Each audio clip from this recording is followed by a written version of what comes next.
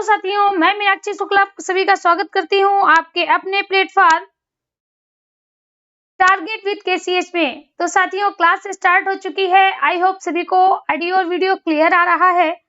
अगर दोनों चीजें क्लियर आ रही हैं तो फटाफट बताएं।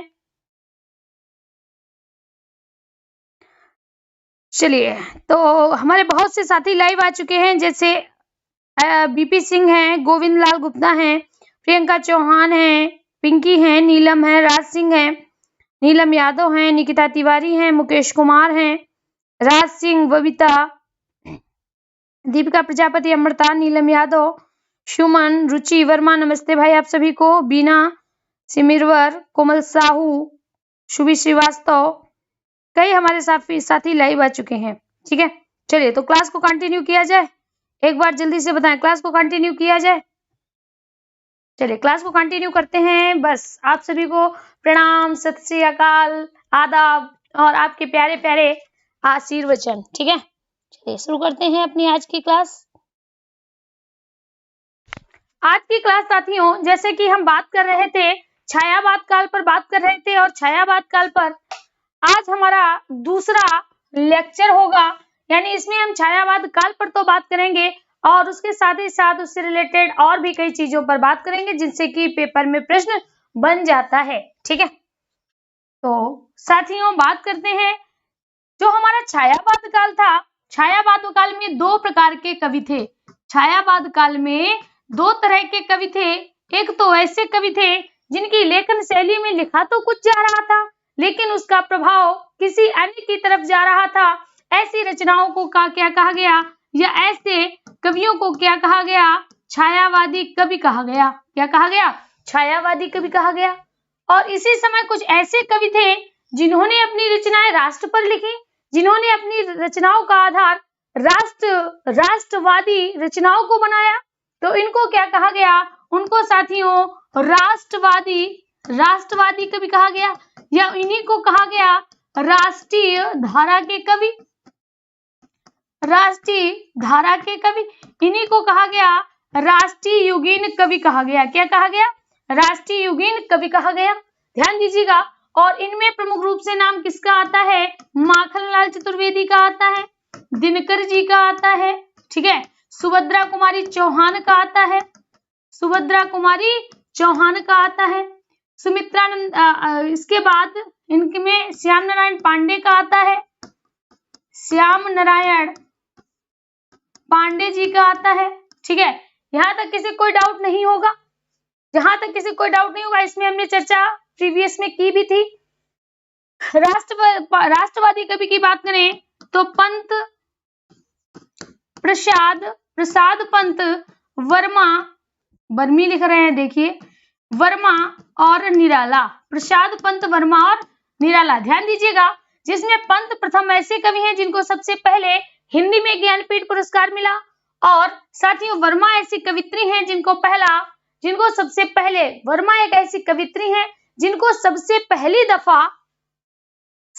दफा ज्ञानपीठ पुरस्कार मिला। इसी समय जो माखनलाल चतुर्वेदी थे, ये ऐसे पहले कवि थे जिनको साहित्य अकादमी पुरस्कार से सम्मानित किया गया था। साहित्य अकादमी पुरस्कार से सम्मानित किया गया था। ये सारी चीजें आपको ऐसे ही याद होनी चाहिए। ठीक है, यहाँ पर देखिए, इस के जो कवि थे वो किससे संबंधित थे? राष्ट्र के प्रति। और राष्ट्र के प्रति जब प्रेम होता है तो हमारे किस रस का बाहुल्य होता है? तो हम क्या कहेंगे? वीर रस का बाहुल्य होता है। किसका बाहुल्य होता है? वीर रस का बाहुल्य होता है। ठीक है, चलिए एक सेकंड रुकिए, आगे बात करते हैं, जरा एक सेकंड दीजिए।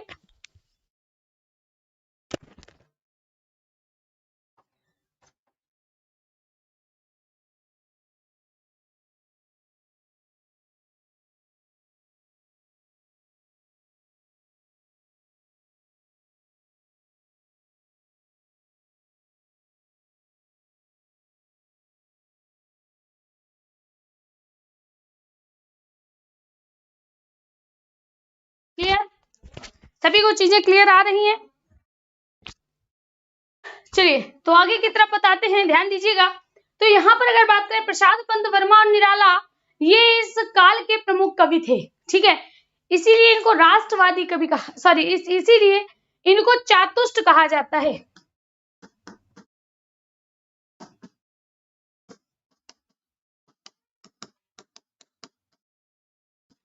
इनको क्या कहते हैं? इनको चातुष्ट कहते हैं। इन्हीं को चार स्तंभ कहा जाता है। इन्हीं को चातुष्ट कहते हैं। इन्हीं को क्या कहते हैं? चार स्तंभ। क्या? चार स्तंभ। ठीक है, चलिए आगे की तरफ बढ़ते हैं। अब यहाँ पर हम सबसे पहले किसको उठा लेते हैं? प्रसाद को उठा लेते हैं। ठीक है, एक एक कप पर बात करते हैं। प्रसाद। प्रसाद छायावाद के प्रवर्तक थे। प्रसाद जी क्या थे? छायावाद के प्रवर्तक थे। ज्ञानपीठ पुरस्कार पंत जी, वेरी गुड। भाई राज सिंह, आप अपनी आईडी चेंज करके आए होगे, इसीलिए कोई नहीं पहचान पा रहा है, क्योंकि आप लोग अपनी आईडी चेंज कर देते हो। भाई आईडी एक पहचान होती है हमारी, आप लोग जब उसको इतना बदलोगे तो भाई कौन पहचान पाएगा। देखिए यहाँ पर तो जो प्रसाद है, ध्यान दीजिएगा, जो प्रसाद है साथियों, प्रसाद को क्या कहा जाता है? छायावाद का प्रवर्तक कहा जाता है। पहला पॉइंट, इनको छायावाद का प्रवर्तक कहा जाता है। ठीक है, इनकी प्रमुख रचनाएं, ध्यान दीजिएगा, इनसे प्रश्न 100% आता है। कौन से हैं? आंसू, झरना, लहर, कामायनी, प्रेम पथिक, प्रेम पथिक। ठीक है, ये रचनाएं आपने देख ली। इसके अलावा इन्होंने क्या लिखे थे? इन्होंने ऐतिहासिक नाटक लिखे हैं। अगर पूछा जाए प्रसाद ने कैसे नाटक लिखे हैं, तो आप क्या कहोगे? ऐतिहासिक नाटक लिखे हैं, यानी इतिहास पर आधारित नाटक लिखे हैं। कौन कौन से? ध्यान दीजिएगा, तो सबसे पहले आपका इतिहास का ही पार्ट है, इतिहास का ही पात्र है चंद्रगुप्त, स्कंदगुप्त, अजातशत्रु,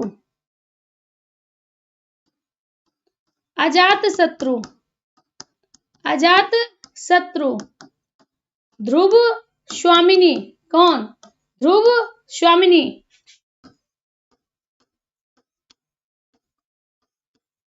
जनमेजय का नाग यज्ञ। ध्यान दीजिएगा, कौन कौन से हैं? चंद्रगुप्त है, स्कंदगुप्त है, ध्रुव स्वामिनी है, चंद्रगुप्त है, स्कंदगुप्त है, ध्रुव स्वामिनी है, अजातशत्रु है, जनमेजय का नाग यज्ञ। इनसे 100% पेपर में बहुत से क्वेश्चन बने हैं, अलग अलग पेपर में इनसे प्रश्न पूछे गए हैं। तो अगर कभी पूछा जाए आपसे कि प्रसाद ने किस प्रकार के नाटक लिखे हैं, तो आप क्या कहोगे? ऐतिहासिक नाटक लिखे हैं, जिनमें कुछ आपके सामने उपस्थित है: चंद्रगुप्त, स्कंदगुप्त, अजातशत्रु, ध्रुव स्वामिनी, जनमेजय का नाग यज्ञ। कामायनी क्या है? कामायनी साथियों इनका महाकाव्य है। कामायनी इनका महाकाव्य है, जिसके प्रमुख पात्र हैं मनु, श्रद्धा, इड़ा। जिसके प्रमुख पात्र कौन है? मनु, श्रद्धा और इड़ा। ठीक है, चलिए बहुत बढ़िया। यहां तक बात समझ में आ गई? चलिए, तो आप साथियों ये जितनी भी रचनाएं हैं, जो भी हम आपको यहाँ पर लिखा रहे हैं, ये सब आपको कंठस्थ होनी चाहिए, कंठस्थ होनी चाहिए। चलिए आगे की तरफ बढ़ते हैं और दूसरा अपना राइटर ले लेते हैं। जल्दी से स्क्रीनशॉट मार लीजिए, स्क्रीनशॉट ले लीजिए फटाफट। दूसरी अगर साथियों बात करें, दूसरी हम ले लेते हैं पंत को। किसको ले लेते हैं? पंत को ले लेते हैं। पंत का पूरा नाम आपको पता होना चाहिए। पंत का देखिए, हमारे साहित्य में जितना मध्यकाल इंपॉर्टेंट है, यानी ऐसे जितना हमारा भक्ति काल इंपॉर्टेंट है, उससे ज्यादा हमारा इंपॉर्टेंट है, उससे ज्यादा इंपॉर्टेंट है छायावाद काल, क्योंकि ये हमारा आधुनिक काल है, वो मध्यकाल है। लेकिन दोनों ही आपको पढ़ने पड़ेंगे बहुत अच्छे से, क्योंकि आप प्रीवियस पेपर उठा के देख लीजिएगा, दोनों से क्वेश्चन बने हैं, दोनों से प्रश्न बने हैं। ठीक है, तो यहाँ पर आप क्या देख पा रहे हो कि दूसरे हमने कवि आपको कौन बताए हैं? पंत बताए हैं। तो इनसे क्वेश्चन क्या बनेंगे? सबसे पहला ये याद रखना कि ज्ञानपीठ पुरस्कार प्राप्त करने वाले पहले कवि थे पंत। ऐसे कवि थे जिनको भैया ज्ञानपीठ पुरस्कार तो मिला, ज्ञानपीठ तो मिला, साथ ही साथ साहित्य अकादमी पुरस्कार से भी सम्मानित किए गए। यानी ये ऐसे कवि थे जिनको ज्ञानपीठ पुरस्कार भी मिला। किस पर? चिदंबरा पे। किस पर? चिदंबरा पे। ठीक है, और इन्हीं को 1960 में साहित्यिक अकादमी पुरस्कार भी मिला, क्या मिला? साहित्यिक अकादमी पुरस्कार मिला। किस पर मिला? कला और बूढ़ा चांद पे।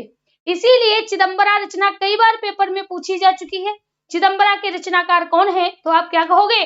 पंत है। पूछा जाए कला और बूढ़ा चांद के राइटर कौन है? तो आप क्या कहोगे? पंत हैं। क्यों? क्योंकि इस पर इनको बच्चा साहित्य अकादमी पुरस्कार मिला है। क्या मिला? साहित्य अकादमी पुरस्कार मिला है। हुबहू नोट्स बना लीजिएगा। अगर आप टेलीग्राम से जुड़े हैं तो आपको पीडीएफ में पूरी के पूरी नोट्स प्रोवाइड कराए जाएंगे। ठीक है, आपको एक चीज दी जाएगी, हम आपको दिखा सकते हैं, अभी यहाँ है नहीं, ये तो हम आपको दिखाएंगे। पूरी की पूरी हम हार्ड कॉपी रखते हैं, जो हमारे ऑफलाइन सिलेबस, जो हमारे ऑफलाइन साथी हैं उनको वो प्रोवाइड कराई जाती है। ठीक है, चलिए यहाँ पर देखिए, तो पंत की ज्ञानपीठ पुरस्कार मिला, साहित्य अकादमी पुरस्कार से भी इनको सम्मानित किया गया। ठीक है, इनको क्या कहा जाता है? इनको कहा जाता है प्रकृति का सुकुमार कवि। प्रकृति का सुकुमार कवि किसे कहा जाता है? पंत को कहा जाता है। प्रकृति का स्वच्छंदवादी कवि, प्रकृति का स्वच्छंदवादी कवि श्रीधर पाठक है। प्रकृति का सुकुमार कवि पंत है। तो प्रकृति पे मत जाइएगा, स्वच्छंदवादी देखिएगा, या हम कह सकते हैं सुकुमार कवि देखिएगा, उसी के अकॉर्डिंग आपको इतना आंसर देना पड़ेगा। बहुत गुप्त बातें हैं, बहुत छोटी छोटी बातें हैं, जिनसे आपके प्रश्न सही भी होते हैं, जिनसे आपके प्रश्न गलत भी होते हैं। ठीक है, तो यहाँ पर हम क्या देख रहे हैं? पंत क्या है? इनको सबसे पहले ज्ञानपीठ पुरस्कार मिला, इनको सबसे पहले साहित्य अकादमी पुरस्कार से सम्मानित किया गया। ठीक है, आगे देखिए, इनकी और कौन कौन सी रचनाएं थी? पंत जी की कौन कौन सी और प्रमुख रचनाएं थी?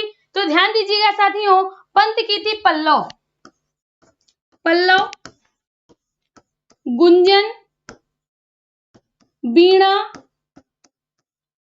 वीणा, लोकायतन, लोकायतन, लोकायतन, युगांत, युगवाणी,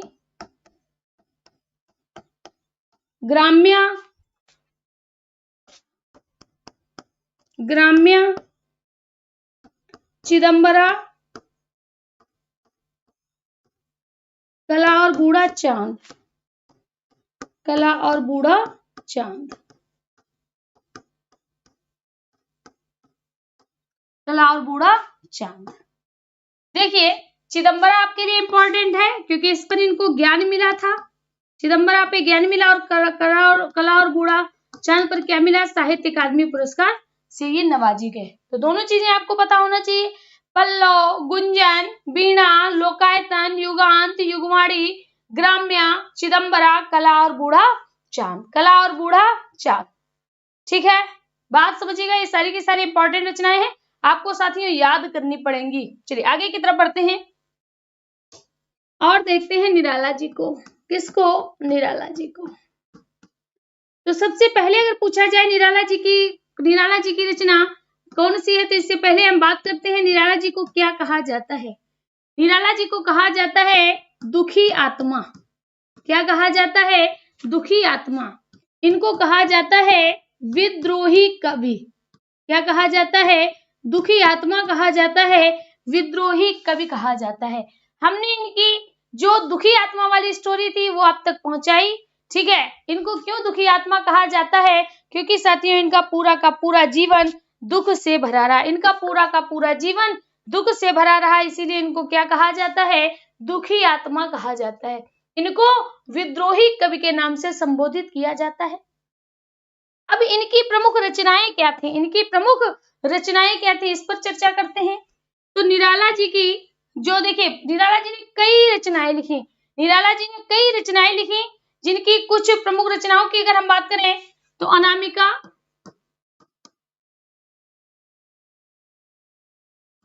अनामिका, परिमल, अनामिका, परिमल, गीतिका, राम की शक्ति पूजा,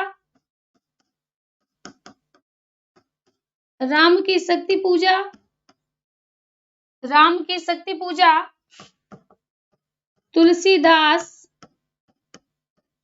राम की शक्ति पूजा, तुलसीदास, सरोज स्मृति, सरोज स्मृति, और साथियों तोड़ती पत्थर, तोड़ती पत्थर। ठीक है। अनामिका, परिमल, गीतिका, राम की शक्ति पूजा, सरोज स्मृति और तोड़ती पत्थर, और हाँ एक इनकी और है रचना जिसका नाम है कुकुरमुत्ता। कई बार प्रश्न कुकुरमुत्ता से भी बना है, कुकुरमुत्ता, ठीक है, कुकुरमुत्ता। ये सारी की सारी आपको रचनाएं याद होनी चाहिए। अब देखिए, आप पिछला पेपर उठाना, तुलसीदास से प्रश्न बन चुका है, तुलसीदास किसकी रचना है, ये प्रश्न बन चुका है। राम की शक्ति पूजा, इससे भी क्वेश्चन बन चुका है, और आपके टेट और सुपर टेट में ही बना है। टेट और सुपर टेट का ही क्वेश्चन है कि राम की शक्ति पूजा किस पर लिखी गई रचना है, किसने लिखी रचना है। तो राम की शक्ति पूजा जब आप पढ़ोगे तो उसमें तुलसीदास दिया होगा, ऑप्शन में तुलसीदास दिया होगा, और अधिकांश साथी क्या करते हैं, तुलसीदास को टिक कर देते हैं और वहीं पर आपका क्वेश्चन गलत हो जाता है। जो राम की शक्ति पूजा है वो साथी तुलसीदास ने ना लिखकर निराला ने लिखी है। जो सरोज स्मृति ही थी, सरोज स्मृति, तो सरोज कौन सी थी, सरोज इनकी पुत्री थी, और पुत्री की स्मृति में इन्होंने लिखा है सरोज स्मृति। पुत्री के निधन के बाद साथियों इन्होंने लिखा है सरोज स्मृति। तो सरोज कौन थी, सरोज इनकी पुत्री थी, और पुत्री की याद में इन्होंने लिखा था साथियों सरोज स्मृति। क्या लिखा था, सरोज स्मृति लिखा था। गंगा के तट पर नहीं, वह तोड़ती पत्थर देखा मैंने उसे इलाहाबाद के तट पर, वह तोड़ती पत्थर, ठीक है। और जो इनकी तोड़ती पत्थर है वो भी इन्होंने किस पर लिखा है, वो भी अपनी पुत्री पर लिखा है, लेकिन तब इनकी पुत्री जीवित थी। वह क्या थी, जीवित थी, और वो क्या करती थी, तोड़ रही थी पत्थर। वो क्या करती थी, पत्थर को तोड़ रही थी। तो तोड़ती पत्थर उसकी कैसी है, जीवित रचना थी। और सरोज स्मृति इन्होंने कब लिखी थी, पुत्री की मृत्यु पर लिखी थी। किस पर लिखी थी, पुत्री की मृत्यु के बाद लिखी थी, ठीक है। तो दोनों चीजें आपको कंफर्म होंगी, दोनों चीजें आपको क्लियर हो गई होंगी। फटाफट आंसर करिए।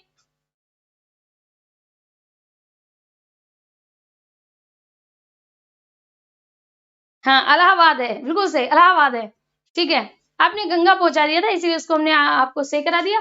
तो निराला को दुखी आत्मा कहा जाता है, निराला को विद्रोही कवि कहा जाता है।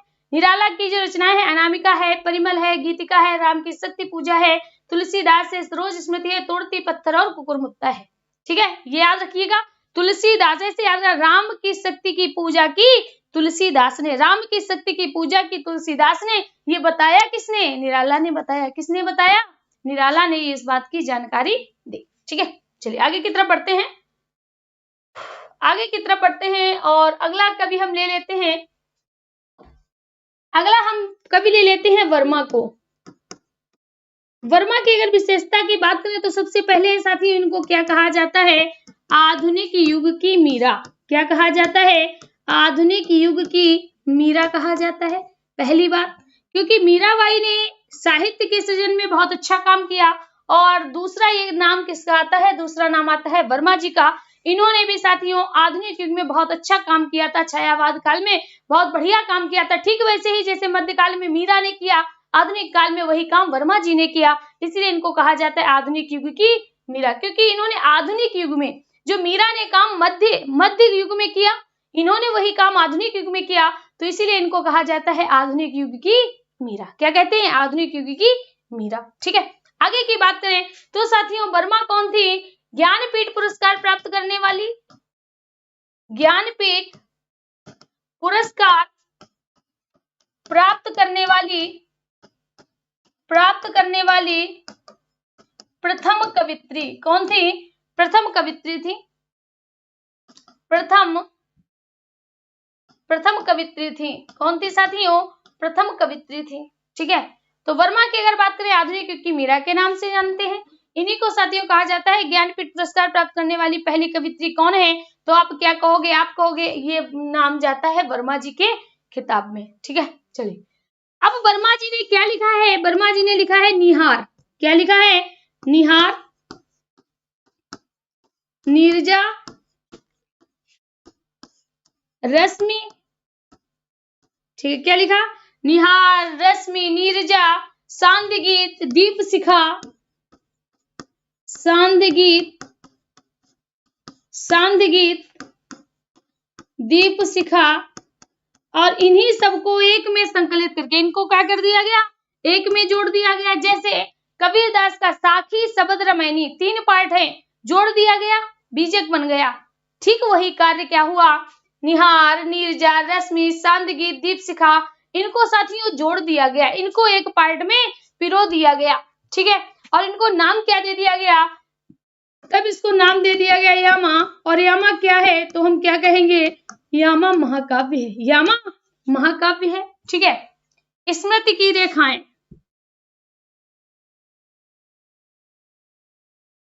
अब देखिए अतीत के चलचित्र, अतीत के चलचित्र,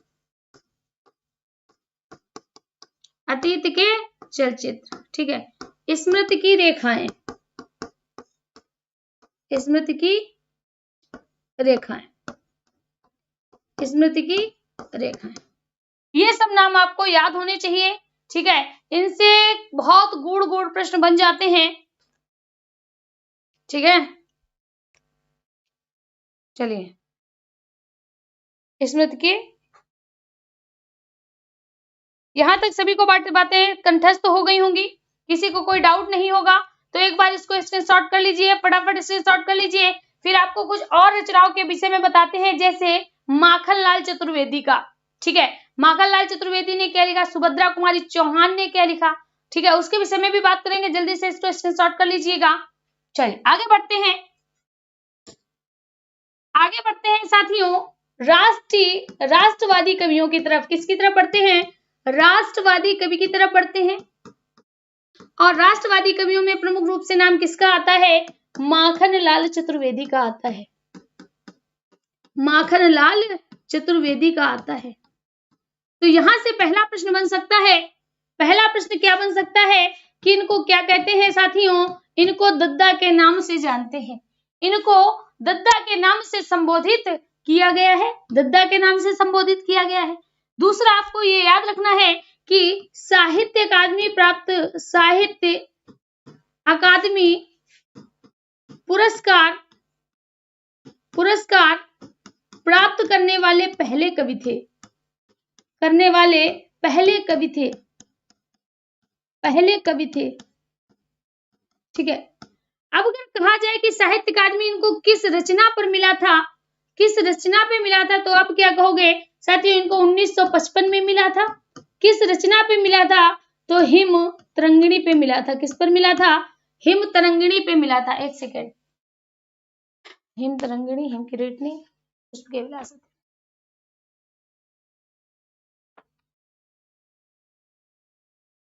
हाँ ठीक है, हिम तरंगिणी पे मिला था। ठीक है, हिम तरंगिणी पे। अब इनकी और भी रचनाएं हैं, इन्होंने 3 रचनाएं लिखी थी, हिम तरंगिणी तो इनकी हो गई, और भी इन्होंने कई रचनाएं लिखी थी, लेकिन जो इनकी प्रमुख रचनाएं थी वही बताते हैं। हिम किरीटिनी, हिम किरीटिनी, हिम तरंगिणी, हिम तरंगिणी और पुष्प की अभिलाषा, पुष्प की अभिलाषा, इनकी 3 प्रमुख रचनाएं हैं, 3 प्रमुख इनकी रचनाएं हैं। ठीक है, जिसमें हमने आपको बताया था पुष्प की अभिलाषा से बहुत बार प्रश्न पूछा गया है, चाहा नहीं मैं सुरवाला के गहनों में गूथा जाऊं। ठीक है, मातृभूमि पर शीश चढ़ाने मुझे तोड़ लेना बनमाली, उस पथ में तुम देना फेंक, मातृभूमि पर शीश चढ़ाने जिस पथ जाए वीर अनेक। ठीक है, ये प्रसिद्ध पंक्तियां थी। इनके लेखक कौन थे, तो माखनलाल चतुर्वेदी थे, इनको दद्दा के नाम से संबोधित किया जाता है। ठीक है, आगे बात करते हैं सुभद्रा कुमारी चौहान, सुभद्रा कुमारी चौहान, सुभद्रा कुमारी चौहान। अब अगर हम बात करें साथियों सुभद्रा कुमारी चौहान की, तो पहली इनकी रचना, पहली मतलब प्रमुख रचना है इनको वीरों का कैसा हो बसंत, वीरों का कैसा हो बसंत। ठीक है, वीरों का कैसा हो बसंत। और आप देख रहे हैं यहाँ पर भी वीर हैं, यहाँ पर भी मुझे तोड़ लेना बनमाली, उस पथ में तुम देना फेंक, मातृभूमि पर शीश चढ़ाने जिस पथ जाए वीर अनेक। यानी यहाँ पर अगर कभी भी पूछा जाए कि राष्ट्रवादी कवियों का प्रमुख रस कौन था, तो आप क्या कहोगे, वीर रस था। क्या था, वीर रस था। तो सुभद्रा कुमारी चौहान का भी साथियों जो इनकी रचनाएं थी वो वीर रस से ओतप्रोत थी, वह वीर रस से ओतप्रोत थी। तो वीरों का कैसा हो बसंत। ठीक है, और खूब लड़ी मर्दानी, क्या खूब लड़ी मर्दानी, वह तो झांसी वाली रानी थी। यानी झांसी की रचना, अगर झांसी की रानी अगर बात करें तो झांसी की रानी किसने लिखा है, झांसी की रानी साथियों लिखा है सुभद्रा कुमारी चौहान ने, झांसी की रानी। ठीक है, झांसी की रानी। यहां तक किसी कोई दिक्कत? ठीक है, चलिए आगे की तरफ बढ़ते हैं। और अब तीसरे कवि आते हैं जिनमें मुख्य रूप से आता है नाम श्याम नारायण पांडे का। किसका? श्याम नारायण पांडे। ज्यादा रचना इसमें आपको नहीं दिखा रहे, सिर्फ जो इंपॉर्टेंट है वही आपको बता रहे हैं। श्याम नारायण पांडे की याद रखना, हल्दी घाटी। क्या है? हल्दी घाटी। आपने सुनी होगी कुछ जो पंक्तियां हैं, राणा की पुतली फिरी नहीं तब तक चेतक मुड़ जाता था। यानी जो चेतक था, चेतक नाम की कविता की अगर हम बात करें तो चेतक नाम की कविता के राइटर कौन है? श्याम नारायण पांडे है। कौन है साथियों? श्याम नारायण पांडे है। ठीक है, याद रखिएगा, श्याम नारायण पांडे है। अब तीसरे इसमें आते हैं दिनकर। कौन आते हैं? दिनकर आते हैं। ठीक है, दिनकर की रचना है उर्वशी। कौन सी है? उर्वशी। इनकी प्रमुख रचना उर्वशी के नाम से जानी जाती है। और साथियों उर्वशी पर इनको क्या मिला था? उर्वशी पर ही इनको मिला था ज्ञानपीठ पुरस्कार। क्या मिला था? ज्ञानपीठ पुरस्कार मिला था। ठीक है, दूसरी अगर हम बात करें संस्कृति के 4 अध्याय, संस्कृति के 4 अध्याय। ठीक है, ये हमने आपको क्यों लिखा है समझिएगा। उर्वशी पर इनको क्या मिला? ज्ञान मिला। संस्कृत के 4 अध्याय पर इनको क्या मिला? साहित्य अकादमी पुरस्कार मिला। क्या मिला? साहित्य अकादमी पुरस्कार मिला। ठीक है, साहित्य अकादमी पुरस्कार से ये सम्मानित किए गए। यहां तक बात क्लियर है? यहां तक बात क्लियर है? जल्दी से बताएं। चलिए, बहुत बढ़िया। तो साथियों ये हमारे कुछ राष्ट्रवादी कवि जिन्हें माखनलाल चतुर्वेदी, सुभद्रा कुमारी चौहान, श्याम नारायण पांडे, दिनकर का नाम आता है। और जो इससे पीछे थे तो उनके पीछे हमने आपको उनके विषय में भरपूर बताया। चलिए अब हम बात करते हैं छायावादोत्तर काल के विषय में। ध्यान दीजिएगा, और इसके विषय में इसका पूरा पाठ हम आपको कल देंगे। आज सिर्फ उसकी एक झांकी प्रस्तुत करेंगे, यानी एक रूपरेखा बनाएंगे छायावादोत्तर काल की। ठीक है, चलिए तो हमने क्या पढ़ा? हमने साथियों पढ़ा आधुनिक युग। क्या पढ़ा? हम कह सकते हैं हमने आधुनिक काल पढ़ा। ठीक है, आधुनिक काल के कितने पार्ट हुए? तो आधुनिक काल के साथियों पार्ट हुए 4। कितने? 4 पार्ट हुए। सबसे पहले भारतेंदु युग था, जिसके प्रवर्तक भारतेंदु जी माने गए। फिर इसके बाद कौन थे? द्विवेदी युग आया, जिसके प्रवर्तक द्विवेदी जी माने गए। ठीक है, फिर इसके बाद साथियों तीसरा कौन सा आया? छायावादी काल आया या छायावाद युग आया, जिसके प्रवर्तक कौन माने गए? प्रसाद माने गए। ठीक है, समय देखिए यहां से 1850 से 1900 तक। ठीक है, 1900 से 1918 तक, ये 1920 से 1936 तक, और जो लास्ट वाला आएगा यानी आपका छायावादोत्तर काल आएगा। छायावादोत्तर काल जब आएगा साथियों तो इसके भी 3 पार्ट होंगे। इसके भी 3 पार्ट होंगे। कौन कौन से? तो सबसे पहला आपका आएगा प्रगतिवाद। क्या आएगा? प्रगतिवाद आएगा। फिर इसके बाद साथियों क्या आएगा? प्रयोगवाद आएगा। फिर इसके बाद क्या आएगा? फिर इसके बाद आएगा नई कविता, जिसको हम क्या कहते हैं? जिसको हम कहते हैं नवलेखनवाद। नवलेखनवाद यानी जो छायावादोत्तर काल होगा वो कब से चलेगा? तो आप कहोगे 1936 से चलेगा। कब तक चलेगा साथियों? तो आप क्या कहोगे? अब तक। यानी अभी जो हमारा जो काल चल रहा है वो छायावादोत्तर का कौन सा पार्ट होगा? तो आप कहोगे नवलेखनवाद। सबसे लास्ट में है ना, तो कौन सा पार्ट चल रहा है? नवलेखनवाद चल रहा है। छायावादोत्तर काल का जो सबसे लास्ट का पार्ट है, आधुनिक काल का सबसे लास्ट है छायावादोत्तर काल, और छायावादोत्तर काल का सबसे लास्ट कौन सा है? सबसे लास्ट है आपका नई कविता। सबसे लास्ट वाला पार्ट कौन सा है साथियों? सबसे लास्ट पार्ट है आपका नई कविता। ठीक है, यहाँ पर देखिए प्रगतिवाद के प्रवर्तक कौन माने जाते हैं? तो साथियों प्रेमचंद्र माने जाते हैं। ठीक है, प्रेमचंद्र माने जाते हैं। प्रयोगवाद के कौन माने जाते हैं? अज्ञेय माने जाते हैं। कौन माने जाते हैं? अज्ञेय माने जाते हैं। इसका हम आपको एट लास्ट बताएंगे। प्रगतिवाद की अगर बात करें तो 1936 से 1942, इसकी बात करें तो 1943 से 1952। ठीक है, उसकी बात करें तो आप समझ रहे होंगे 1952 से अब तक। 1952 से अब तक, यानी यहाँ पर ये डाटा 1952 से 1954 के बीच में मिलता है, इसीलिए हम इसको मोस्टली 1954 से अब तक पढ़ते हैं। क्या पढ़ते हैं? 1954 से अब तक। बातें क्लियर हो गई होंगी। चलिए छायावादोत्तर काल को हम उठा लेते हैं। छायावादोत्तर काल,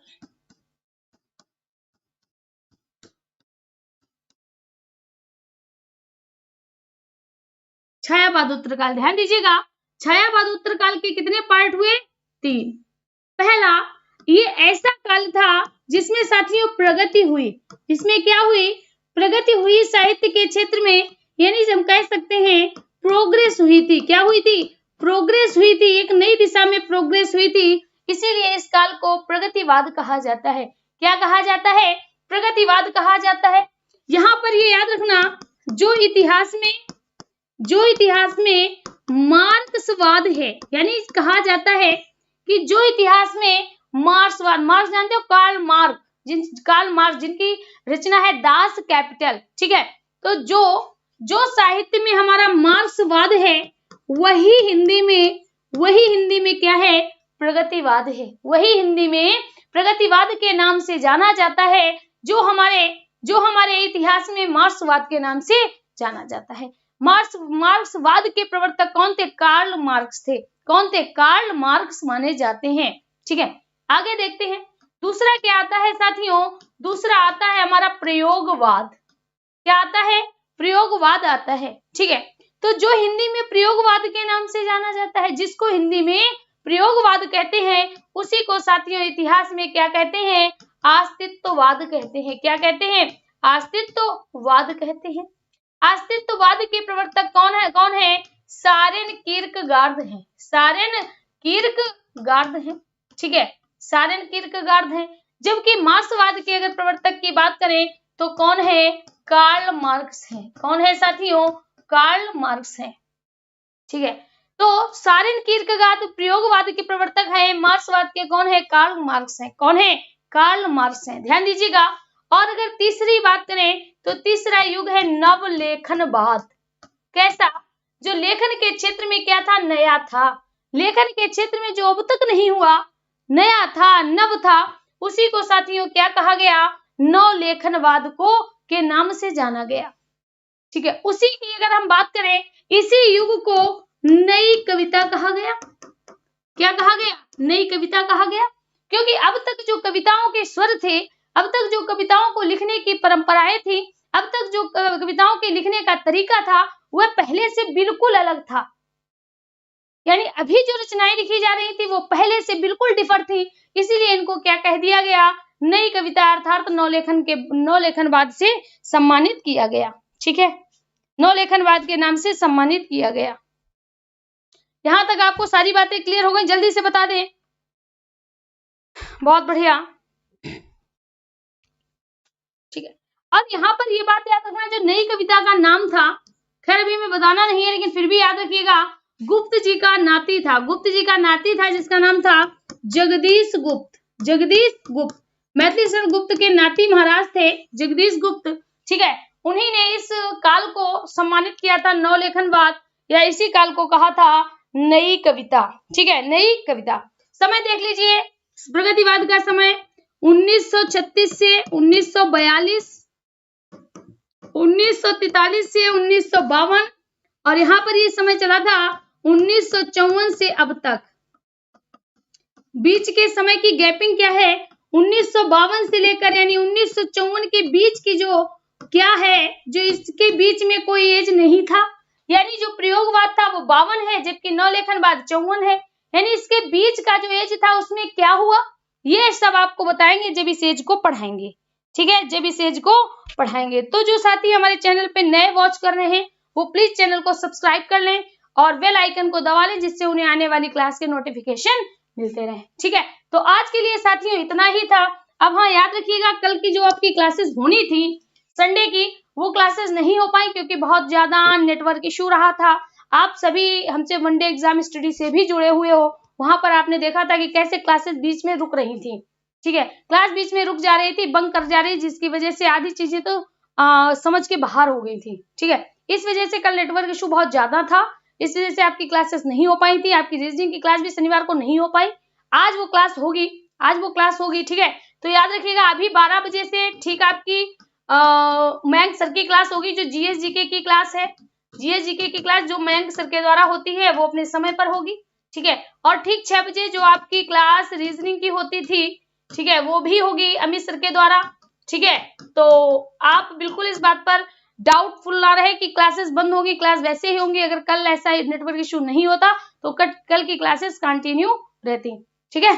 तो आज के लिए इतना ही। आपके सभी के इतना ज्यादा सहयोग देने के लिए शारदा धन्यवाद। और भी साथियों को जोड़िए, साथियों को बताइए कि हिंदी की क्लास शुरू हो चुकी है, आप क्लासेस से जुड़े, जिससे आपको बहुत ही ज्यादा बेनिफिट मिले। तो आज के लिए इतना ही, तब तक के लिए धन्यवाद। मिलते हैं ठीक 12 बजे मयंक सर के द्वारा।